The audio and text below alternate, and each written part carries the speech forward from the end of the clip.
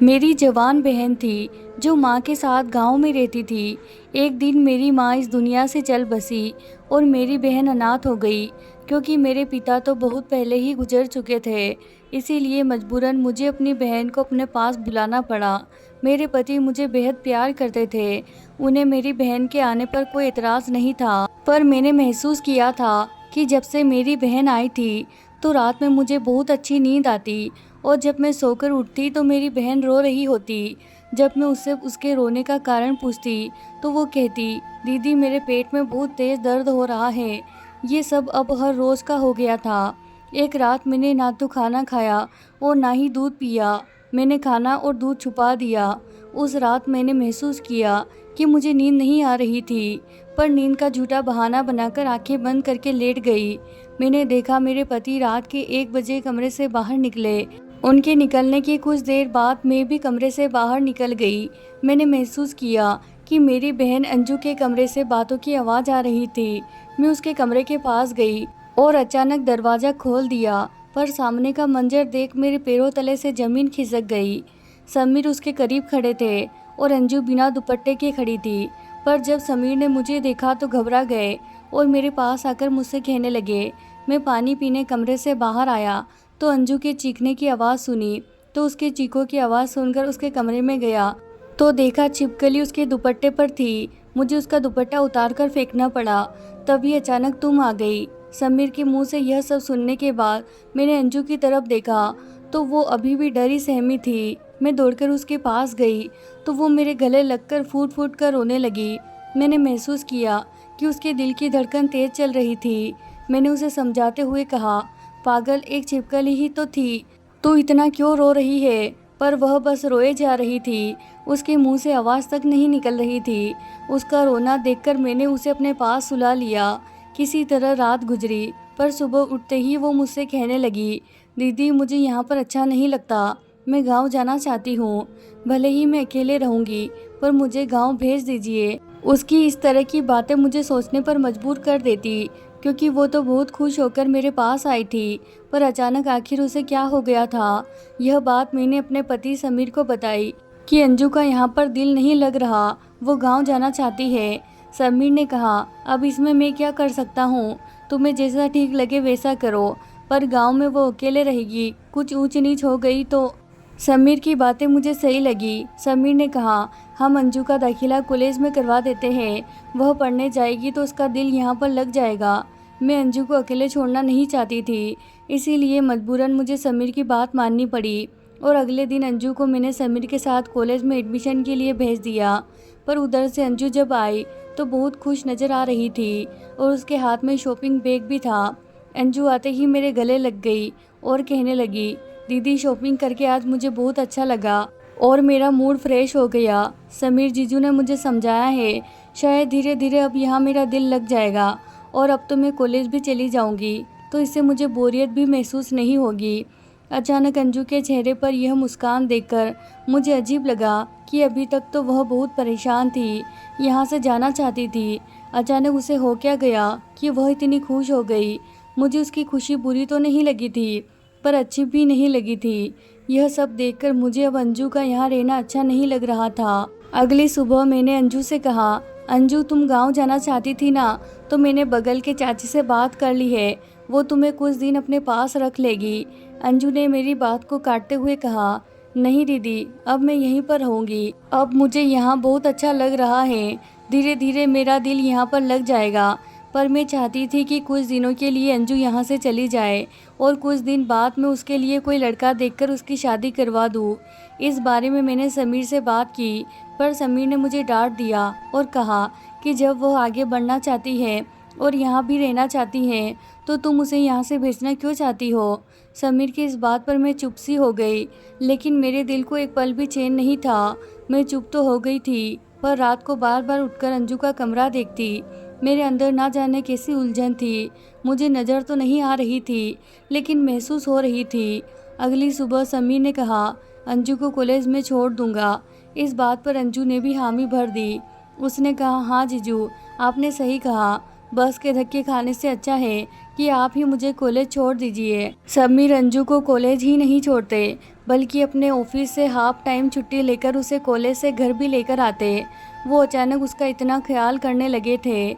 यह सब देखकर मुझे बहुत अजीब लगता, पर मैं चाहकर भी कुछ बोल नहीं सकती थी, क्योंकि दोनों ही मेरे अपने थे और जब तक मैं अपनी आंखों से कुछ देख ना जाऊं, किसी पर बेवजह शक करना सही नहीं। एक दिन बेटे बेटे मैंने समीर के ऑफिस में फ़ोन लगा दिया, पर उधर से जो खबर मुझे पता चली उसे सुनकर तो मैं सुन रह गई। अब तो मेरा शक यकीन में बदलने लगा। समीर आज ऑफिस नहीं गए थे। आखिर वह कहाँ थे? अंजू जब घर पर आई तो आते ही मैंने उससे पूछा, अंजू सच सच बताओ कि तुम्हारे और समीर के बीच आखिर चल क्या रहा है? मेरे इस तरह के सवाल पर मैंने देखा उसके चेहरे का रंग उड़ गया और वह डर के मारे सकपका गई और कुछ ही देर में वो फूट फूट कर रोने लगी। अभी मैं उसके रोने का कारण पूछती, तभी अचानक मेरे घर के दरवाजे पर किसी की दस्तक हुई। जब मैंने दरवाज़ा खोला तो देखा सामने समीर थे। वो बहुत गुस्से में थे। मुझे देखते ही वह मुझे बाजू से पकड़े और कमरे में ले गए। कहने लगे, तुम होती कौन हो? मेरी तहकीकात करने वाली। तुमने मेरे ऑफिस में फ़ोन क्यों किया? मैं भी यह सब बर्दाश्त कर करके थक चुकी थी। मैंने भी गुस्से में कहा, आप ऑफिस के बहाने जाते कहाँ हैं? उन्होंने कहा, जहाँ मर्जी आए वहाँ जाऊँगा। आज के बाद तुमने मेरी तहकीकात करने की कोशिश की तो मुझसे बुरा कोई नहीं होगा। इस बात पर मैंने कहा, ठीक है, जो जी में आए करिए। कल मैं अंजू को यहाँ से गांव भेज रही हूँ। अब वो यहाँ पर नहीं रहेगी। मेरे इतना कहने की देर थी कि समीर ने मुझे एक थप्पड़ दे मारा। समीर ने पहली बार मुझ पर हाथ उठाया था और वो मुझे बेतहाशा मार भी रहा था। फिर मेरे बाल पकड़कर बोला, बहुत शौक है ना तुम्हें सच जानने का? तो सुन लो, मैं अंजू से शादी करने वाला हूँ। फिर देखता हूँ तुम उसे यहाँ से कैसे भेजती हो। ये सब कहने के और मुझे बेतहाशा मारने पीटने के बाद समीर कमरे से बाहर निकल गया। मेरे कमरे का दरवाज़ा बंद था। मुझ में इतनी हिम्मत भी नहीं थी कि उठकर दरवाज़ा खुलवाने की कोशिश करूँ। बाहर वो दोनों लोग थे जिन्होंने मेरी ज़िंदगी बर्बाद कर दी थी। समीर ने मुझे आज इतना मारा था कि मेरे चेहरे पर चोट के निशान उभर आए थे।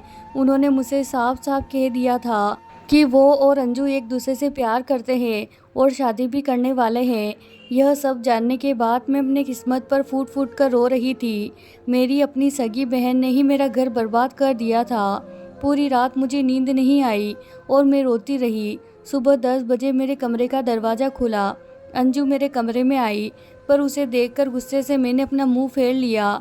वो मेरे पास आकर बैठ गई। मैंने उसकी तरफ नफरत भरी निगाहों से देखते हुए कहा, तुम बहन नहीं डायन हो डायन।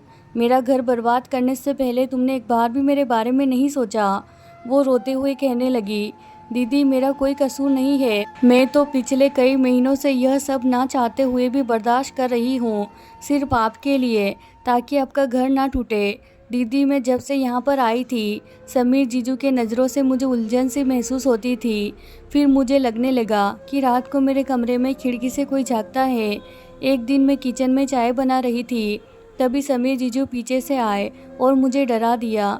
मैं डर गई। फिर उन्होंने कहा, डरो मत, मैं मजाक कर रहा था, पर मैं तुमसे कुछ कहना चाहता हूँ। तुम्हारी बहन सोनी को अपनी सेहत का बिल्कुल भी ख्याल नहीं है, इसीलिए मैं उसके लिए ताकत का पाउडर लेकर आया हूँ। ये पाउडर तुम हर रोज़ उसे दूध में मिलाकर दोगी, पर ये बात तुम उसे मत बताना, नहीं तो वो नहीं पिएगी। मुझे लगा कि शायद ये कोई प्रोटीन पाउडर है, इसीलिए मैं उस पाउडर को दूध में मिलाकर आपको देने लगी और वो पीने के बाद आप गहरी नींद में सो जाती। फिर एक दिन मुझे लगा कि रात के अंधेरे में मेरे कमरे में कोई आया और मेरे कमरे का दरवाज़ा अंदर से बंद किया। ये सब देखकर मैं घबरा गई और जल्दी से कमरे की लाइट ऑन की तो देखा समीर जीजू मेरे कमरे में थे। उन्हें देखकर मैं अपना दुपट्टा ओढ़ने लगी। उन्होंने मेरे दुपट्टे को हटाते हुए कहा, मुझसे इतना क्यों घबरा रही हो?